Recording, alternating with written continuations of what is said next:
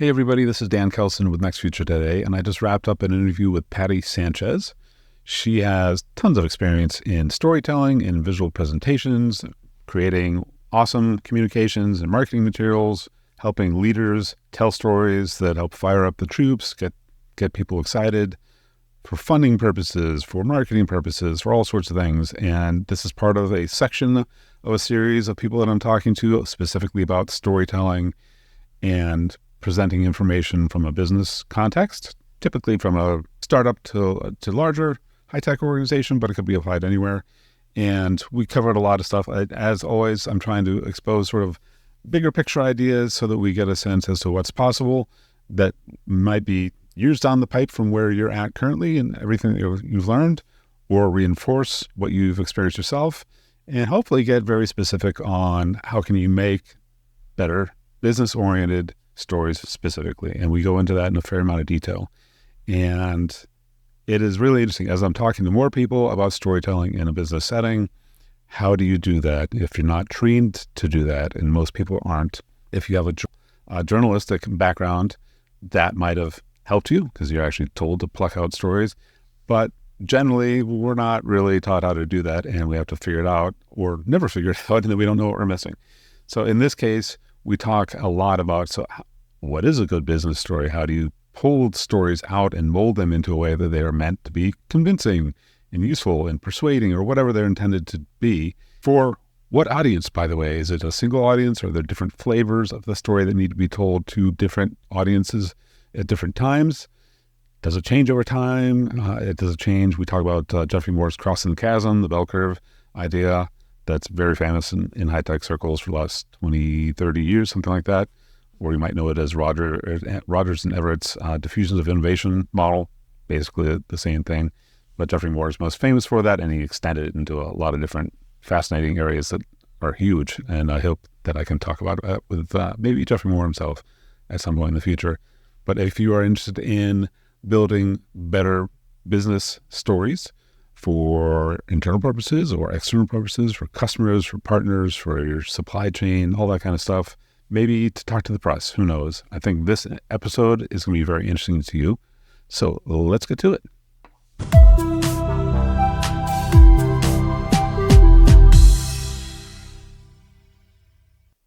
Patti, how are you? It's so wonderful for you to join me on Next Future Today. Welcome. Thank you. Thrilled to be here. There's a bunch of stuff that I warn people all the time. We can go in lots of different directions. I do a bunch of pre-work beforehand to understand where you're coming from and where your expertise is, where I know that I will be interested, and hopefully by proxy, the audience will be interested as well. And part of what I really like is that I'll say you've done time in the high-tech world for quite a while, and that's not necessarily bad. Maybe some days it is.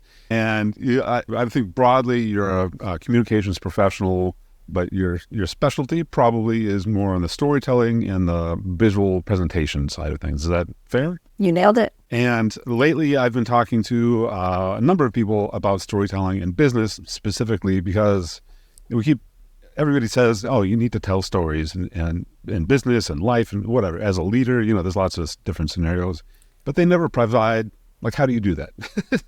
And, well, why do you do that? And, just there's a ton of detail that goes, storytelling is important. And then, by the way, we have other more important things to do, apparently. So what I want to do is, sort of distill what you learned over 20 plus years of your career that we can all use to get a jump start and jump straight to, kind of what's the state of the art and what is it that you advise your clients in doing and the work that you've done so we can really make a dent right out of the box. That sounds great. I also love that you made me 10 years younger just now with 20 years experience. So I was a toddler when I started doing this. Well, young at heart. Exactly. Right. So, well, and I love your line of questioning because there is a lot of talk about storytelling and it's kind of faddish, but it does have a real concrete purpose in communication and persuasion. And I do think that it makes people more effective communicators when they practice it. But what does that really mean? So let's dig into that. Yeah, awesome. So before we make any assumptions, I like to, long ago, thankfully, the right-hand man to Ross Perot Sr., told me and the team that we had been acquired by Pro Systems, there's no such thing as a stupid question, because he didn't know anything at all about our business, and he just flew in from Dallas, and here's the address that I'm stopping at to meet the team. So if he can ask stupid questions, I'm going to ask stupid questions on behalf of myself and others. And what is business storytelling? Like, why is that a different thing than storytelling? Well, it's storytelling in a different context, in the context, obviously, of a corporate setting or some sort of business situation with a purpose. And I think that's probably the big difference, is the purpose is persuasion when you're using storytelling in business communication, in contrast to storytelling in entertainment or the arts, which has a purpose to create enjoyment, but it isn't necessarily always trying to change how you think or feel about a topic, although many times there is an agenda too, even in those entertainment stories. Right. In storytelling, you hear about, 3-part acts and, story arcs and extended story arcs that potentially go across multiple episodes or books or whatever it might be. But that's made, in a fiction world, it's made up, right? In a non-fiction world, in a business setting, where do you get the material to shape into stories that are actually going to be of any use whatsoever? It depends on what kind of story you're talking about in the business environment. So there are different use cases for storytelling and business communication. One is a leader telling stories to their team to help them understand that leader's philosophy and to trust and believe in that leader's ability to lead. And that's one way I've worked with executives, for instance, when they're new executives or been around a while. If there's a confidence issue or a morale issue in their teams, a lot of times I'll advise to use stories. And those stories come from the leader's experience, because they have to. If the purpose is to get your people to believe in you or to trust you, then those stories really are about your life experience and your career experience as a leader, and how you've helped people overcome challenges in the past and why you're the right one to do that today for your team or your business. So that's where those stories come from, is the experience of the leader. Then there's brand storytelling, which is also kind of in vogue. It has been for a long time, actually, but consumer brands do this really well. They tell the stories of their customers. You see this in ads, Nike or other consumer brands that feature their users or their customers using the product or somehow expressing the value system of this product or this brand.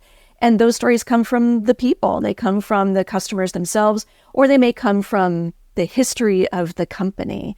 Nike is one brand that's really great at doing that. I've met their chief storyteller, and they build that capability in-house because it's a big part of what the brand stands for, and why people feel affection for the brand is where it came from. It's like athletes for athletes. And so they have a museum, there are artifacts that they save from the company's history, and there's a story about every one of those artifacts. So that's a lot of time the source for brand storytelling. It's either the history of the company or the people who use it and how they use it every day. And then there are other kinds of product storytelling you can do in tech, which sometimes blur the line between truth and fiction. And an example of that is use cases. When you're inventing a new product, but nobody's ever used something like this before, then you create these sort of fictional scenarios that describe how people would use your product or how it will make things better in their jobs. So that's what I mean when I say it depends. What's your situation? What are you trying to communicate to who? And then that determines what kind of story you should be telling. Okay.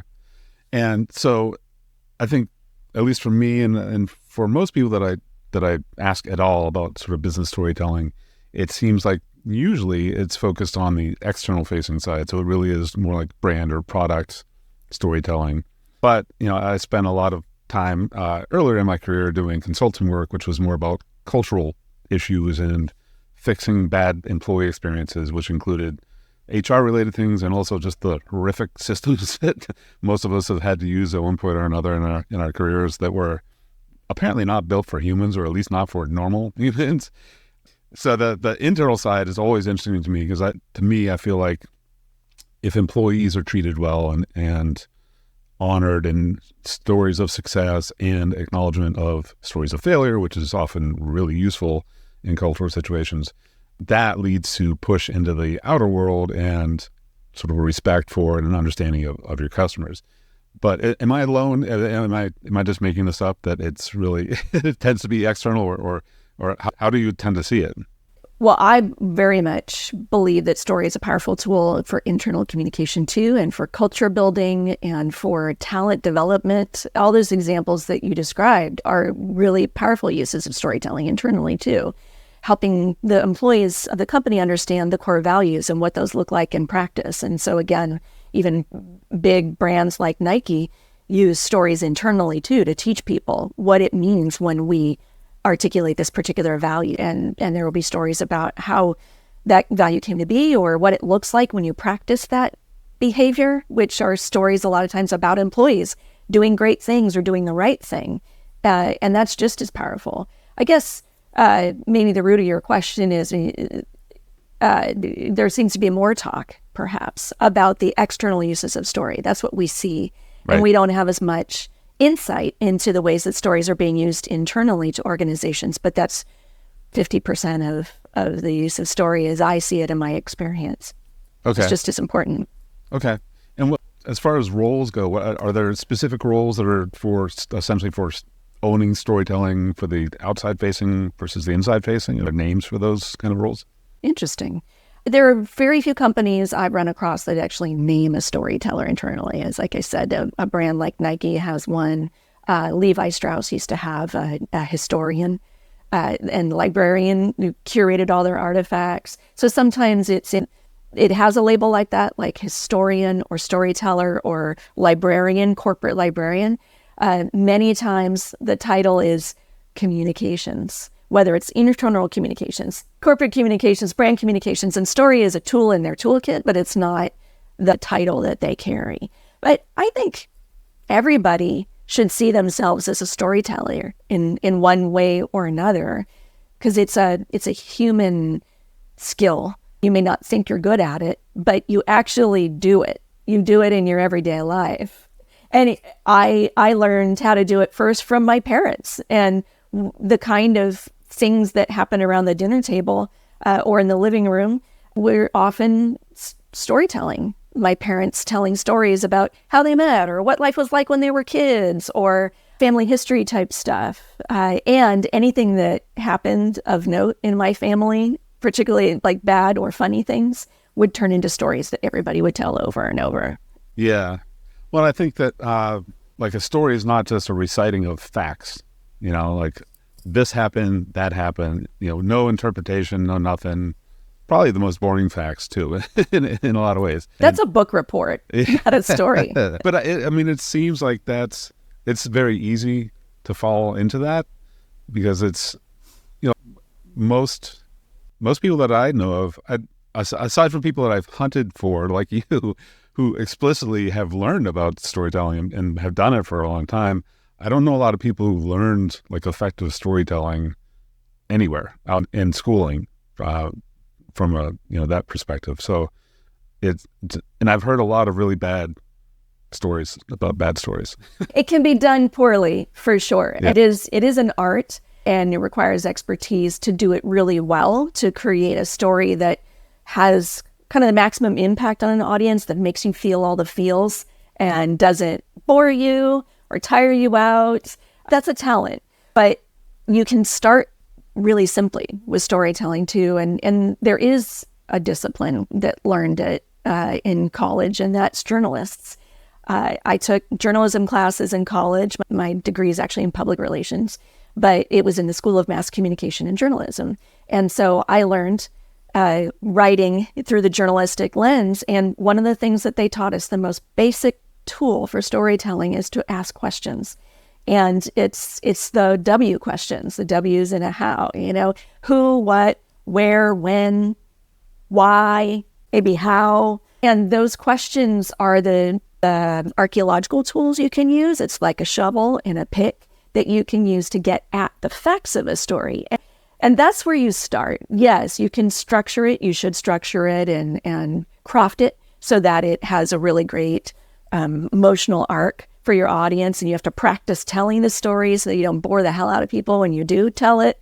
But the start is finding the story and getting the bits. Even if they aren't facts, those bits are the building blocks of a narrative that's interesting. So if we are going to mine for sort of the raw materials of stories, are there would you just go through and talk to like a customer, for example, on a one-on-one basis, or focus groups, which don't seem to be as used anymore because they seem to have some failings? Mechanically, how would you go about getting the material so you can then massage it into something that is interesting and is pointed in the direction that whatever it is that you're trying to do as an outcome? As a great example of a story that people probably want to tell in business, customer story is a great starting point. So like you said, I would want to talk to the customer themselves and ask them not just about the product and how they use it. That's like the middle or the end of the story. I want to ask them first, what did they set out trying to achieve? So I'll give you the very simple structure of a story that you're going to take the facts of a story and pour into as a shape. There's a beginning, a middle, and an end. In the beginning, we meet somebody. That's the hero in a story, and they're trying to achieve something. And something happens that sends them on an adventure. It causes them to embark on some kind of a change, which in storytelling is called an incident. So this person's just trying to do something happens that's an inciting incident that throws them off balance. And then in the middle of the story, they try to achieve this or try to resolve this problem or try to solve this challenge, but they run into obstacles. Things get harder before they get easier, but usually a mentor shows up, offers some advice or support or encouragement that gets them over that hurdle, and in the end, they achieve their goal. So that's the basic 3-act structure. It works for customer stories too. And so I would start by asking this customer, tell me about you. Tell me about your business. Help me get to know this hero. What are your goals? What are you trying to achieve? But then what happened that got in the way of achieving those goals? So that made you start looking for some different approach, a different solution, right? You had a problem you needed to solve. Tell me about that problem in more detail. What were the consequences of that problem for your business? Because now I'm trying to get at not just the facts, but the emotional stakes for this customer. Why did they even need to solve this problem in the first place? And then how do they go about trying to solve that problem? What alternatives did they look at? Who did they end up going with and why? And then what was the outcome? And once they implemented that product or technology, how did it help them? How did it transform their business? There's an author named Lisa Earle McLeod. She's written many books on selling and communication. And one of the books is called Selling with Noble Purpose. And a core question she asks in it is, how will this customer be different as a result of doing business with us? And what that question is getting at is the ultimate transformation. It's not just what you do, but what does it help people accomplish in the end, which is the 3rd act of a story. So those are the kinds of questions that I ask a customer. And worst case scenario, I can't get access to the customer. I talk to the people that worked with the customer, the sales team, the implementation team, and try to construct that narrative through them. Right. And I think when we talked a week or two ago to brainstorm ideas on what we might talk about, you mentioned, and I totally agree with this, that everybody but companies, specifically tech companies especially, sort of get overhyped when they're right out of the gate and assume, if I bring this thing to market, the entire world is going to use it and therefore I'll be a billionaire. X plus X equals Y quadrupled. But getting that sort of understanding what can cause a transformation, and specifically to get people to let go what they viewed in the past. Like I know you're familiar with Jeffrey Moore's Crossing the Chasm and all the things that have spun off of that, right? And if you can't get past that initial chasm, that's startup life is you pop down, you're dead in the chasm, right? And if you make it past it, then you get to mainstream and all that. But as you're going along that curve, there are plenty of people, and sometimes I think they're way smarter than I have been because I tend to jump early into things. They might be typically 20 years behind what the current state of the art is for a certain capability, but they're still not letting go of this thing that could probably revolutionize their entire world if they just stopped with the madness and that's now done. Let's go forward with this, which has solved all these problems that we threw 10 billion tons of duct tape and gum on to fix in the meantime. What do you see about, how do you call that out without being an insult, which I've heard is a pejorative for consultants? That's hilarious. And I think Peter Drucker, I believe, is the one that coined that phrase. So thank you, Peter. So what do you think about getting people to let go and then ready to embrace whatever the next thing is? Yeah. The essence of change, it's the challenge of change, is that people don't like it. Yeah. For the most part, unless you're a real innovator, pioneer, early adopter, in Jeff Moore's terms, then you're probably going to drag your feet. I'm more of a laggard when it comes to technology and more skeptical. And I have my routines, and I don't like those routines being disrupted because it slows me down. And that's my reason for resisting change a lot of times, but people have their own reasons. And story can help convince people. At first, you have to understand, why are they resisting change in the first place? And that's the subject of one of the books I wrote, which is all about change and what that journey of change feels like for people, and how you can use story to pry their fingers off of the status quo. And really, there are two aspects to that. And I talk about it in the book. There are motivating stories and warning stories, cautionary tales, and, the glorious tales. And so the two ways to get at that are, what's terrible about the way things are right now? Hold the hand over the stove a little bit. Let us experience, shy away from the pain and problems of the current situation. So technology companies talk about this sometimes in terms of technical debt. Let me illustrate for you all the ways in which the legacy system that you're using is costing you money. Here's an example of a company that has this legacy technology and how much more money it costs them, how much more time it takes their team, yada, yada. That's a case study that's a negative case study that would illustrate the reason why you shouldn't just keep doing things the way that you're doing. And the alternative to that is the motivating story, which is, let me show you a picture of somebody who made that change and how much better their world is, their life is, how much more free time their employees have, or whatever, just like that's the pitch with AI now. We're all going to have so much more leisure time, and we'll be able to focus on the high value thinking. That's the new snake oil we're selling in Silicon Valley. Yes. So it's storytelling, dark and light. What's wrong with what we're doing, and how much better can it be? Yeah. Okay. And is there a way, in marketing circles, there's the idea of funnels and, building out content, if you believe in content marketing, content that fits certain levels of your funnel. So for people who don't know what the hell I'm talking about, top of the funnel, middle of the funnel, bottom of the funnel, there's flywheels and all sorts of other stuff that HubSpot and others have come up with that I frankly haven't paid attention to. But from a pretty standard high-tech view, that's a pretty standard approach to figuring out where your marketing is supposed to be. What always drives me nuts is the entire universe that's outside of the funnel and doesn't know that you exist, and that has no idea that the pain exists, the potential, nothing. You got to get them in somehow, and that seems to be left out often, and that's the cost of advertising.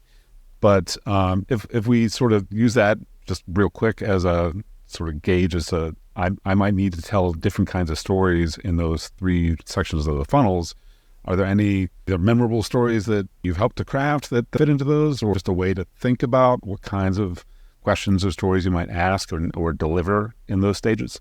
Well, like you said, people have different needs at those stages, and you have to consider where they are in their buying journey. And before they enter your funnel, they're not even buying. They don't know they have a problem, and they're not looking for a solution to that not known problem. And that is a different kind of storytelling. There's a book called The Challenger Sale, which is not really about awareness creation, but it's for people who are actually in the buying process. But early in the buying process, they advocate that you need to tell a story that challenges them to think differently about their situation. You have to provoke them to see an alternative to where they are right now. So what we were just talking about, the legacy systems are broken, and here's why. I can't tell you a story yet about how my SaaS automation solution is used by other companies, because you don't know that's what you need yet. So a case study about my product being used is not going to resonate with you, because that, again, you don't even know that your problem requires automation, or that it should be SaaS-based or whatever. So I need to tell you a different kind of story about the situation you're in your business, for instance, and why aren't you able to scale up as quickly as you want to? Guess what? It's because you have technology debt, and you have processes that aren't automated yet, and that's upstream of understanding how I automate those things, and that I should automate them with you. And that's where thought leadership content comes in, where brands will publish white papers, and we host roundtable events with CIOs having conversations about their business challenges, and the narratives we use in those environments are really more strategic, business problem-oriented stories before we start pulling them into our funnel and telling them how we can solve that problem with a technology solution, as an example. I don't know if you would have a reason to have read this book, but have you read Oren Klaff's Flip the Script? Sitting. So he's an investor. He works on behalf of usually tech companies that are seeking to get large amounts of money, and he helps to make the pitch deck. His first book was Pitch Anything. Both of those are awesome, and the audiobooks are especially hilarious, although I found reading them or listening to them just ridiculously fun. And I won't give away why that is, but Oren is quite an interesting guy. One of the things he talks about in Flip the Script is, like, there's a standard thing that a founder might do to pitch to investors or to pitch to customers, and it's usually very raw, optimistic, entrepreneurial focused. Things are going to be great. We're going to be massively rich. You're going to be successful and wonderful and gorgeous and brilliant and all that stuff, which, is never quite true, but it's easy to get carried away with that. He talks about flipping the script that, if you're seeking investments, which is mostly what he does, don't make the pitch like you're pitching to an investor or to another startup founder, because wired differently. Pitch like you're pitching to the analysts that are poised to rip apart your potential deal. And if you can frame it in that way, those are really the people that you have to get past, that if, their job is to kill the deal, and sometimes it's a big army of people that are there to kill the deal. But if you can put them aside and they don't have the objections, then you can get straight to the people who are actually going to sign the checks for you, often rather large checks. And that's a totally different lens. That's why he calls it Flip the Script, right? But, get into a different mindset of who are you actually, you think you're talking directly to them, and you can't ignore them. You need to talk to them, the ultimate stakeholder, but you can't ignore the people that are also in the same room that have a huge role that are often ignored, or, you just try to bulldoze over them, and they're there to like, nope, sorry, you can't move me. Yes, and it's important for pitching, for funding, and also just driving any kind of change successfully. When I think about how to, again, lead people on a change journey, it starts with analyzing, where are people on that journey today? What are they thinking? What are they feeling? Have they already bought into the concept, the vision, or do they still need to be convinced of that? And if they bought into the vision, but they haven't taken action yet, then what do they need to be convinced of? Just take the first step. And again, it always goes back to, who are they? What are they thinking, feeling, fearing? And why might they resist? And that's how you determine what message, what story you need to tell that's going to overcome that resistance. It's like, I've never practiced karate. See, I just gave myself away. I didn't even use the right verb. But I've heard that if you want to break bricks, you don't think I'm going to hit the brick. You think I'm going to go through the brick. Yeah, I've heard that as well. Yeah, I think it was in the Karate Kid or something. Yes. So that's the metaphor for pushing through the resistance, anticipating what the next source of resistance will be, and designing your communication to get through that. Right. Yeah, which is it can be a challenge, because it's not the obvious thing that it seems like you should be doing. It's might just be right behind what you thought. And it's totally different. A great example of that is in selling. A lot of times customers will say, I'm not buying because you're too expensive. Yeah. That's one of the primary objections. Yep. And really, that's smoke. There's a fire underneath that that's bigger. Yes, purchasing might be telling you that you need to drop your price by 10 or 20% to be competitive. Right. But the reason the customer isn't saying yes is more often than not a different reason. Yeah. It doesn't actually solve the problem the way that it needs to, or it's going to be too complex, or it's going to be too hard, or their boss is friends with the CEO of the other company, the other vendor. They trust that person more. I mean, there's all kinds of other reasons. Right. So you have to dig deeper. And that's what we have to do when we're trying to find stories too, dig deeper. The first answer, the fact, it's just the surface. Yeah. Before we end here, I like to ask, based on everything we've been talking about, or maybe there's something we haven't talked about that you're especially excited about that relates to storytelling or communications, what is something that our audience could take away that they could do today to create their next feature starting, any minute now? Well, a story can help you create your next feature. And even just the act of writing, I'm going to tell you now, a fictional story about the future that you want to create, which is a way of describing your vision. It's an exercise I did once, actually more than once, as kind of a personal visioning process when I was trying to figure out what do I want to do next in my career, describe the perfect day in the future and what that would look like, and then work back from that. What would need to change to make that perfect day possible? Okay. Great. Well, I certainly learned a bunch. I'm hopeful that our audience has as well. What's the best way for people to get a hold of you?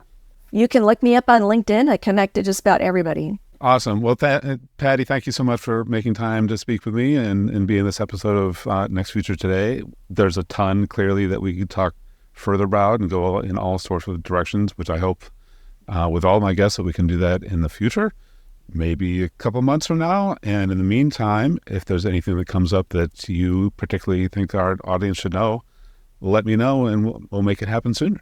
Sounds great. Yeah, I'm looking forward to part 2. Awesome. Thanks, Patti. All right. Take care.